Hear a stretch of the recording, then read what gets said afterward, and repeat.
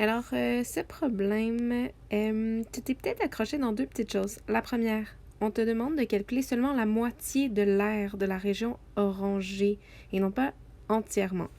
Donc, pour calculer cette aire-là, ce que c'est une soustraction. Tu aurais à calculer l'aire du disque tout entier, lui soustraire l'aire de l'hexagone régulier, puis ensuite, puisqu'on te demande la moitié, bien évidemment, diviser par 2. Pour déterminer l'aire du disque, on va utiliser notre formule pi fois le rayon à la 2. Ce qu'on te donne dans le problème de base ou dans l'illustration, c'est le diamètre qui est de 40. Puisqu'on veut le rayon, on va donc diviser ce diamètre par 2 pour ensuite l'élever au carré. J'obtiens pi fois 20 à la 2. 20 à la 2, c'est 400 et je vais garder 400 pi centimètres carrés comme aire du disque pour que ce soit plus précis pour toutes les étapes suivantes.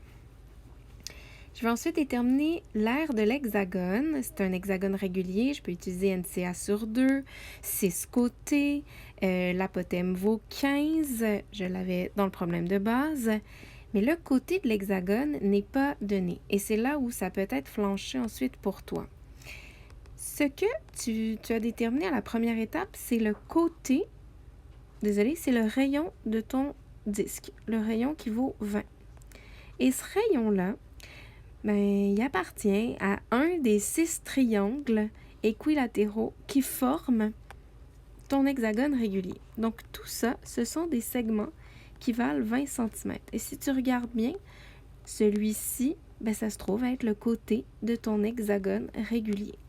Donc, on peut affirmer ça c'est une caractéristique de l'hexagone régulier qu'on avait déjà étudié ensemble, on peut affirmer que le côté vaut 20 cm. En sachant ça, on peut maintenant déterminer l'aire de l'hexagone régulier. 6 fois 20 fois 15, 1800 divisé par 2, 900 centimètres carrés. Il me reste ensuite à déterminer l'aire de la moitié de la section orangée. Je fais l'aire du disque, je lui soustrais l'aire de l'hexagone et je divise par 2. Alors, on obtient 178,32 une fois arrondi au centième près.